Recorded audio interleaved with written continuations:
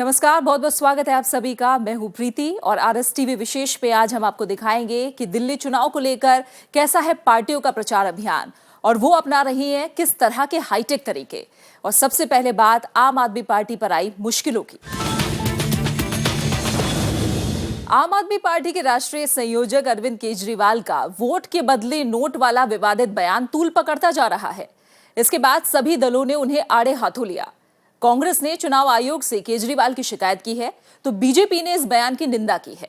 केजरीवाल ने एक रैली में मतदाताओं से कहा था कि भले ही वो कांग्रेस और बीजेपी से पैसा लें, लेकिन वोट आम आदमी पार्टी को दें। पैसे देने आए, मना मत करना, ले लेना। दोनों पार्टियों से ले लेना, अपना ही पैसा लूट रखा इन्होंने। और कोई पार्टी ना देने आए तो उनके दफ्तर जाके ले लेना, कहना जी आए नहीं, हम इंतजार कर रहे थे आपका। दोनों पार्टियों से पैसा लेंगे लेकिन वोट झाड़ू पे इस बार धोखा देंगे हम इनको। दिल्ली विधानसभा के सियासी रण में आम आदमी पार्टी के राष्ट्रीय संयोजक अरविंद केजरीवाल इस बयान को देखकर मुश्किलों में घिर गए हैं। रविवार को उत्तम नगर में एक जनसभा को संबोधित करते हुए केजरीवाल ने ये बयान दिया था। केजरीवाल के बयान पर कांग्रेस ने सोमवार को चुनाव आयोग से उनकी शिकायत की है। पार्टी ने इसे दिल्ली की जनता और चुनाव आयोग का अपमान बताया है। Delhi voters who voted for Arvind Kejriwal, did they take money from somebody and voted for him? See, underestimating the will of the people, the right of the people, this is something which is highly condemnable. I never expected from Kejriwal, who speaks about principled politics, this kind of an unprincipled statement. This is very unfortunate. हमारा ये मानना है कि ये एक बहुत बड़ी अवमानना दिल्ली की जनता के साथ में है और न केवल अवमानना है बल्कि ग्रॉस वायलेशन भी है कोड ऑफ कंडक्ट का और प्रेरित भी करता है दिल्ली की जनता को इस तरीके से ग्रॉस वायलेशन के लिए। बीजेपी ने भी इसे दिल्ली के मतदाताओं का अपमान बताया है। वो वोटर्स को कह रहे हैं कि वो पैसे भी लेते हैं और शराब भी लेते हैं। साथ में इलेक्शन कमीशन को कह रहे हैं कि इलेक्शन कमीशन अपना काम नहीं करता जब पैसे और शराब बढ़ जाते हैं। इसका मतलब दिल्ली प्रशासन किसी लायक नहीं है। गौरतलब है कि प्रदेश बीजेपी अध्यक्ष सतीश उपाध्याय की शिकायत पर शनिवार को चुनाव आयोग ने उन्हें कारण बताओ नोटिस भेजा था। केजरीवाल को इस नोटिस का 20 जनवरी तक जवाब देना है। इस ताजा बयान ने बीजेपी और कांग्रेस के पाले में बना बनाया मुद्दा दे दिया है। अमिताभ अरुण दुबे, राज्यसभा टीवी। उधर कांग्रेस के प्रचार अभियान को उस समय तगड़ा झटका लगा जब कांग्रेस की वरिष्ठ नेता और पूर्व केंद्रीय मंत्री कृष्णा तीरथ ने बीजेपी का दामन थाम लिया। इससे पहले आम आदमी पार्टी की शाजिया इल्मी और विनोद कुमार बिन्नी के अलावा अन्ना हजारे के पूर्व सहयोगी किरण बेदी बीजेपी में शामिल हो चुकी हैं।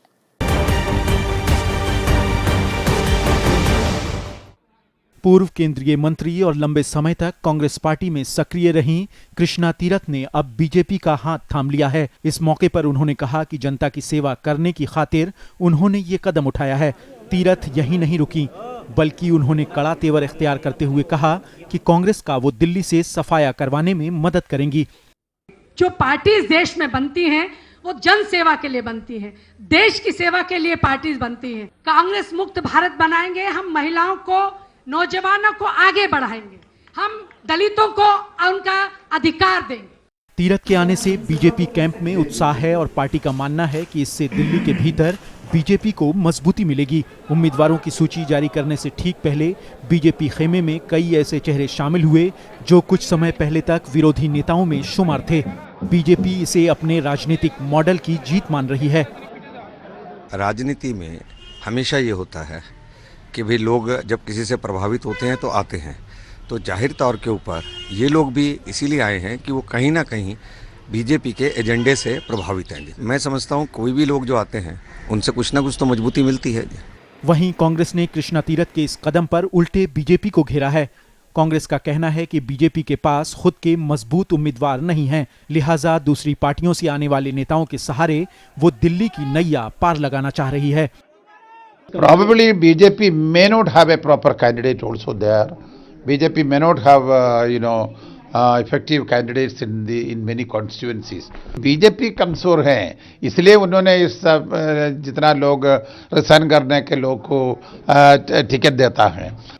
आम आदमी पार्टी ने भी बीजेपी को आड़े हाथों लेते हुए कहा कि बीजेपी जीतने के लिए नए पैतरे अपना रही है, लेकिन दिल्ली चुनाव में वो काम नहीं आने वाले। Bureau report, Rajya Sabha TV.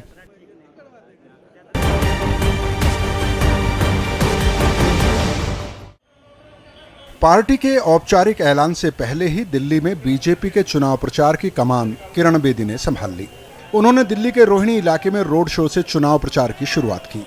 Kiran Bedi को जिस अंदाज में पार्टी में शामिल किया गया, उसी से साफ था कि वो दिल्ली में पार्टी का चेहरा बनेगी। लेकिन रविवार को जब पार्टी ने सभी सांसदों को किरण बेदी के घर पहुंचने को कहा, तो इस बात ने कई सांसदों और नेताओं को बेचैन कर दिया। किरण बेदी जी मुख्यमंत्री पद की उम्मीदवार नहीं घोषित की गई हैं। वो भारतीय जनता पार्टी में आई हैं और उनका भारतीय जनता पार्टी में स्वागत है। सीएम की घोषणा होनी बाकी है। पिछले विधानसभा चुनाव में बीजेपी के मुख्यमंत्री पद के दावेदार और केंद्रीय मंत्री हर्षवर्धन किरण बेदी के घर पर थोड़ी देर से पहुंचे, लेकिन किरण बेदी ने उनके लिए इंतजार नहीं किया। इसके अलावा पिछली विधानसभा में नेता विपक्ष जगदीश मुखी ने कहा कि किरण बेदी को पार्टी में शामिल करने से पहले केंद्रीय नेतृत्व ने प्रदेश इकाई को भरोसे में नहीं लिया। जो उनकी अपनी एक इमेज है, उसका पब्लिक में अच्छा असर है और आपने देखा होगा उनके आने के बाद कई सर्वेज ने उनको बाकी सबसे आगे निकलते हुए भी बतलाया है। लेकिन बीजेपी का केंद्रीय नेतृत्व किरण बेदी के समर्थन में मजबूती से खड़ा है। नेतृत्व की तरफ से दिल्ली बीजेपी को साफ संदेश है कि किरण बेदी को पार्टी का चेहरा बनाए जाने के फैसले को चुनौती देने की गुंजाइश नहीं है।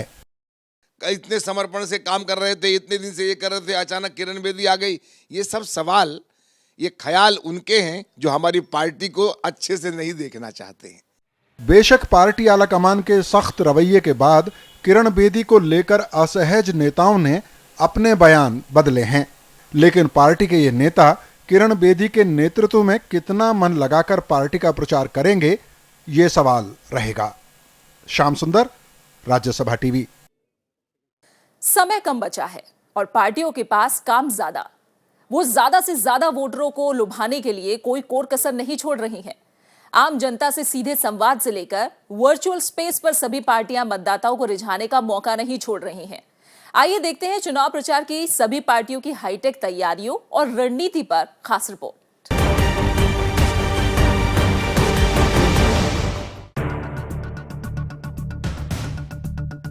दिल्ली की गद्दी का रास्ता 70 सीटें, 36 का जादुई आंकड़ा। ऐसे में सबसे बड़ा कोई है तो वो है मतदाता, जिसके पीछे है देश की नामी पार्टियां और उनके कद्दावर नेता। रामलीला मैदान से बीजेपी ने चुनावी प्रचार की औपचारिक शुरुआत की। हालांकि बीजेपी के सभी सांसदों ने बूथों पर पहले ही मोर्चा संभाल लिया था। इतना ही नहीं, बीजेपी शासित राज्यों के मुख्यमंत्री भी आने वाले दिनों में दिल्ली की गलियों में वोटरों को रिझाते नजर आ सकते हैं। हालांकि किरण बेदी के पार्टी में शामिल होने के बाद बीजेपी ने अपनी रणनीति में बदलाव किया है। अलग प्रकार की परीक्षा है, मान लीजिए हमारे एक एग्जामिनेशन है। मोदी जी का नेतृत्व आज देश भर में स्वीकृत है। हमें कोई भी चुनाव जिता सकता है। मेरी लिए तो हर एक प्राथमिकता है ना। विमेन सिक्योरिटी प्राथमिकता, रोड सेफ्टी प्राथमिकता, अच्छी पुलिसिंग भी प्राथमिकता, अच्छी शिक्षा भी प्राथमिकता, अच्छी चिकित्सा भी प्राथमिकता, म्युनिसिपल कॉर्पोरेशन भी प्राथमिकता। कांग्रेस भी प्रचार के मोर्चे को कमजोर नहीं छोड़ना चाहती। प्रचार में पैनापन लाने के लिए उसने अरविंदर सिंह लवली पर से उम्मीदवारी का बोझ हटाकर पूरी तरह प्रचार में लगा दिया है। पार्टी ने अजय माकन की अगुवाई में 101 सदस्यों की भारी भरकम प्रचार टीम बनाई है। कांग्रेस 25 जनवरी से 5 फरवरी के बीच 150 जनसभाएं करेगी। इसमें कांग्रेस अध्यक्ष सोनिया गांधी की एक रैली, उपाध्यक्ष राहुल गांधी की 2 रैलियां और रोड शोज शामिल होंगे। वहीं पार्टी सांसद कांग्रेस शासित राज्यों के मुख्यमंत्री भी पार्टी के लिए प्रचार करेंगे। इसी कड़ी में पार्टी ने आम आदमी पार्टी और बीजेपी के खिलाफ यू टर्न कैंपेन छेड़ दी है। बीजेपी और आम आदमी पार्टी दोनों के अगर शीर्ष नेतृत्व देख लें तो दोनों के दोनों एक जैसे मैंने कहा अवसरवादिता के प्रतीक हैं। वो दोनों के जो अब शीर्ष नेतृत्व है, क्योंकि बीजेपी ने एक तरीके से खुद ये मान लिया कि उनके जितने चुने हुए विधायक इससे पहले हैं या दिल्ली के नेता हैं वो किसी काम के नहीं हैं। डायलॉग अभियान के जरिए आम आदमी पार्टी ने बहुत पहले ही अपने प्रचार का आगाज कर दिया था। पार्टी संयोजक अरविंद केजरीवाल लगभग सभी विधानसभा क्षेत्रों में जनसभाएं कर चुके हैं। पार्टी की केजरीवाल की रोजाना 2 से 5 जनसभाओं को कराने की योजना है। इसके अलावा मनीष सिसोदिया, आशुतोष, गोपाल राय, पार्टी के दूसरे नेता भी लगातार प्रचार में जुटे हुए हैं। अपनी जनसभाओं में केजरीवाल किरण बेदी के बहाने बीजेपी पर जमकर निशाना साध रहे हैं। बड़ी उम्मीद करके लोगों ने बीजेपी को जिताया था, बहुत सीटें दी थी। आज 7 महीने हो गए, 7 महीने बाद लोग कह रहे हैं चारों तरफ धोखा हो गया, धोखा। दिल्ली के सियासी दंगल में सभी सीटों पर चुनाव लड़ने का ऐलान कर चुकी बीएसपी की भी तूफानी प्रचार की रणनीति है। बीएसपी अध्यक्ष मायावती प्रत्याशियों के समर्थन में रैलियां करेंगी। दिल्ली के सियासी समर में यूं तो सभी पार्टियों के पास एक से एक वादे हैं, एक से एक मुद्दे हैं। देखने वाली बात यह होगी कि मतदाताओं को रिझाने में कौन सी पार्टी कितनी कामयाब होती है। कैमरा पर्सन अमित के साथ अमिताभ अरुण दुबे, राज्यसभा टीवी, नई दिल्ली। और यहाँ फिलहाल लेंगे एक छोटा सा ब्रेक और ब्रेक के बाद देखेंगे इस चुनाव में क्या है जनता के मुद्दे। ब्रेक के बाद आपका स्वागत है। आप देख रहे हैं दिल्ली की चुनावी जंग पर आरएस टीवी विशेष।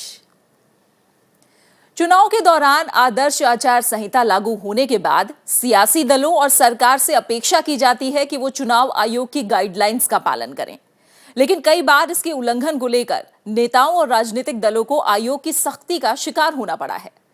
आइए देखते हैं कि आदर्श आचार संहिता दरअसल है क्या।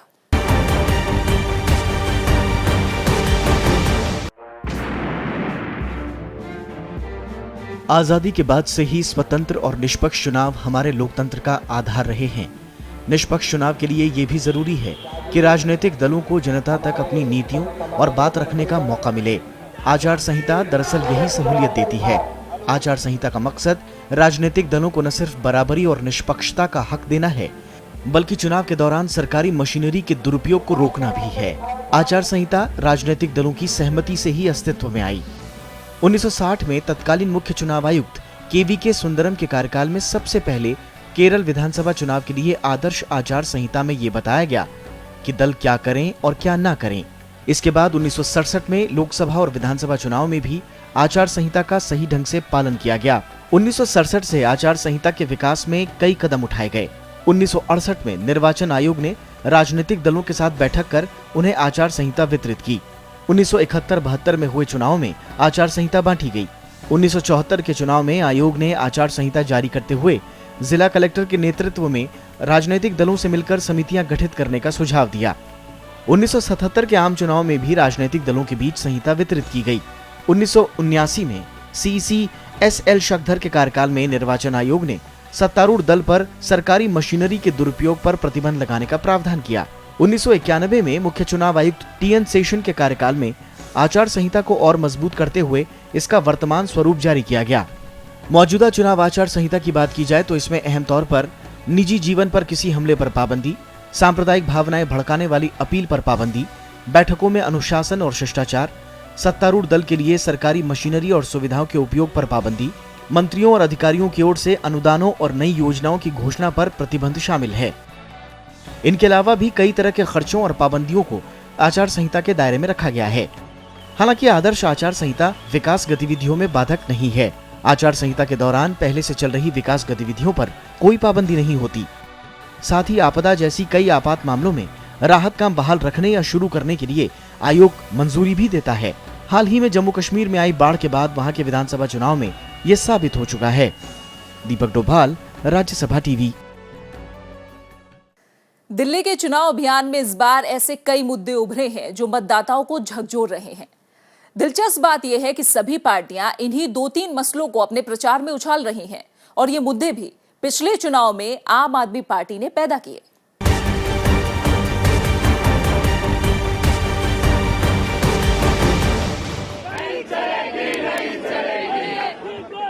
पिछले 2-3 साल में ऐसी कई घटनाएं हुई जिन्होंने सुरक्षा के सवाल को राजधानी में सबसे बड़ा मुद्दा बना दिया। इस दौरान महिलाओं की सुरक्षा का मसला सबसे अहम राजनीतिक मामला बन गया है।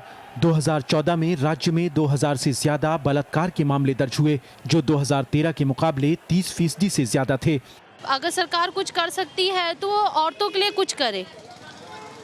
अगर लेडीज बस जैसे 2-3 निकले हैं तो 3-4 और निकाले पर्सनल, जो लेडीज अपना अकेले सफर कर सकती है। किसी से बिना डरे।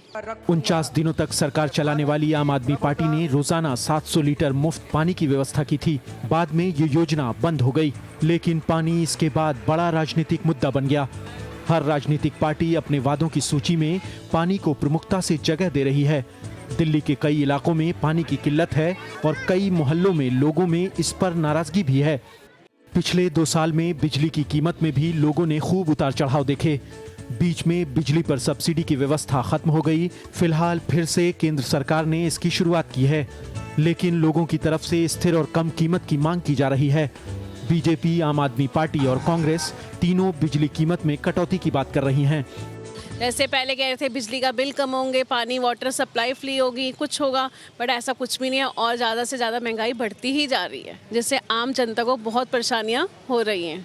राजधानी में गाड़ियों की बढ़ती संख्या के चलते ट्रैफिक जाम से लोगों को रोजाना जूझना पड़ता है। बड़ी तादाद में फ्लाईओवर बनने के बावजूद जाम की समस्या से निजात नहीं मिल पाई है। लिहाजा यातायात का मसला लोगों की पसंद तय कर सकता है। अवैध कॉलोनियों का मुद्दा यहाँ पिछले कई साल से उठता रहा है। चुनाव के वक्त अलग अलग सरकारों ने कई मोहल्लों को वैध किया। हाल ही में केंद्र सरकार ने एक अध्यादेश के जरिए 1900 से ज्यादा कॉलोनियों को मान्यता दे दी है, लेकिन करीब 50 लाख की आबादी इस वक्त भी अवैध कॉलोनियों में रह रही है। भ्रष्टाचार के मुद्दे को सबसे ज्यादा अहमियत देते हुए आम आदमी पार्टी पिछली बार सत्ता में आई थी। राजनीतिक पार्टियों के प्रचार के बाद भ्रष्टाचार को लेकर लोगों में बातचीत पहले के मुकाबले तेज हुई है और इस पर बेहतर पक्ष रखने वाली पार्टी को फायदा हो सकता है। पानी हो गया और सफाई हो गई आपकी और वुमेन प्रोटेक्शन, बाकी करप्शन तो ये हमेशा चलता ही आ रहा है, कोई ध्यान नहीं देता इनकी तरफ। इनके अलावा खाने पीने की चीजों की बढ़ती कीमत, मकान किराया, शिक्षा, स्वास्थ्य और बेरोजगारी जैसे सवाल भी काफी अहम हैं। तो वहीं यातायात के अलावा पार्किंग भी बड़ा राजनीतिक मुद्दा है। दिलीप खान, राज्यसभा टीवी। बिजली, पानी और सड़क जैसे बुनियादी मुद्दों के साथ ही दिल्ली को पूर्ण राज्य के दर्जे की मांग भी चुनाव में जोर शोर से उठ रही है। आइए जानते हैं दरअसल पूर्ण राज्य के दर्जे की मांग क्या है और पूर्ण राज्य बनने के बाद दिल्ली को क्या फायदे मिलेंगे।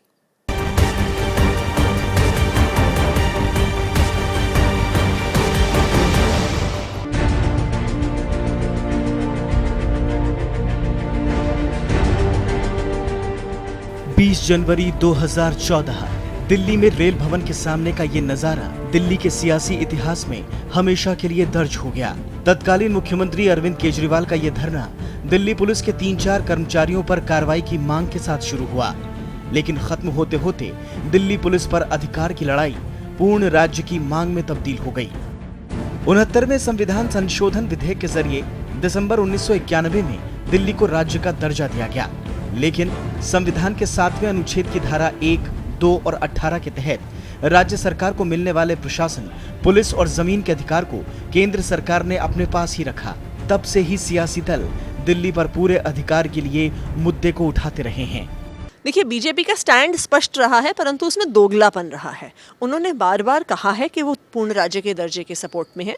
पिछली बार विधानसभा चुनाव के समय भी और लोकसभा चुनाव से पहले भी उनकी घोषणा पत्र में पूर्ण राज्य के दर्जे की बात है, परंतु पिछले 7 महीने से जब से भाजपा की सरकार केंद्र में है, उन्होंने दिल्ली को पूर्ण राज्य बनाने के दर्जे के बारे में बात तक नहीं की है।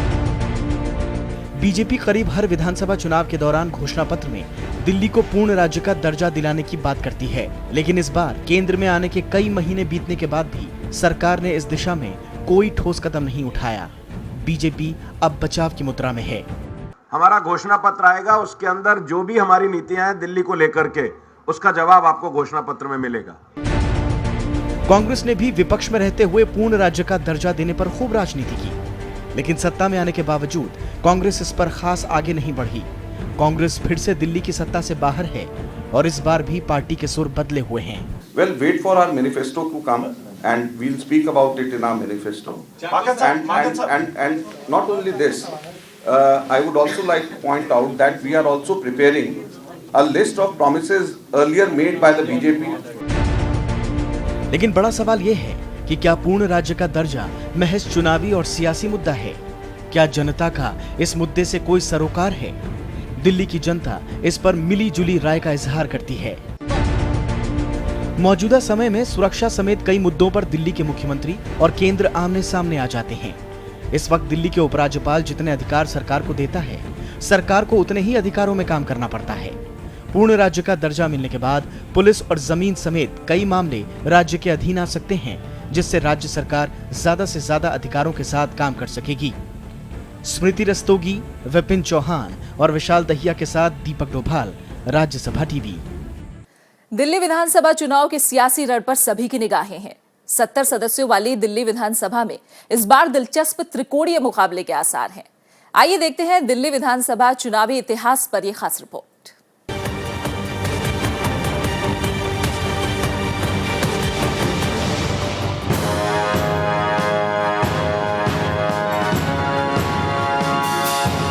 देश की राजधानी दिल्ली यहाँ के विधानसभा चुनाव का दिलचस्प इतिहास रहा है।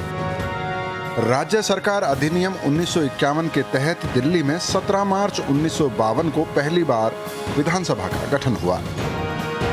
कांग्रेस के चौधरी ब्रह्मप्रकाश 1952 में दिल्ली के पहले मुख्यमंत्री बने। वो 1955 तक इस पद पर बने रहे। उसके बाद 1955 में पार्टी ने जीएन सिंह को दूसरा मुख्यमंत्री बनाया।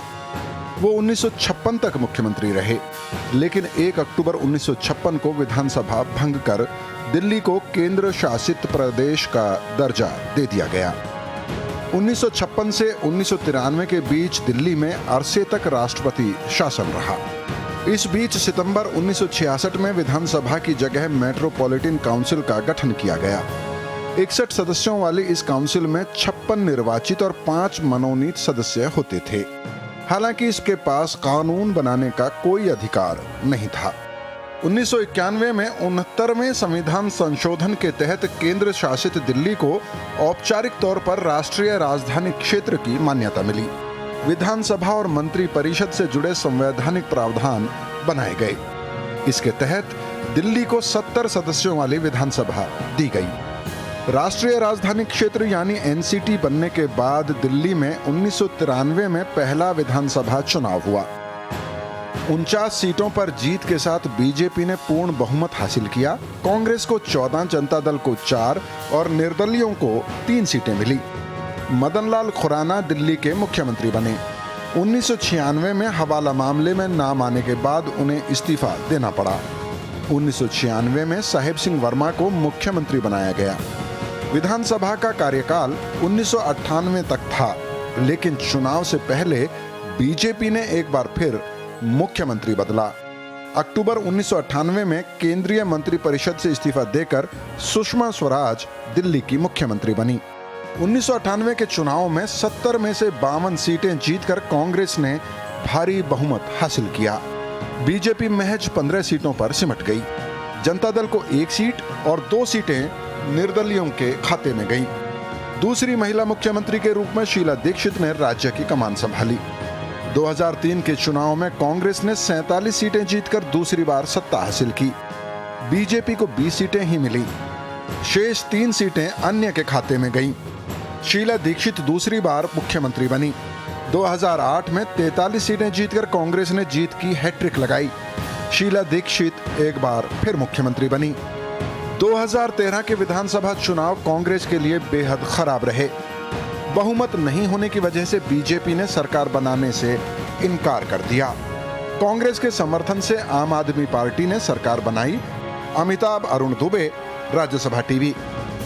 तो ये था दिल्ली के चुनावी दंगल पर आज का हमारा खास RS TV विशेष। फिलहाल इस खास पेशकश में इतना ही। हमें दीजिए इजाजत। नमस्कार।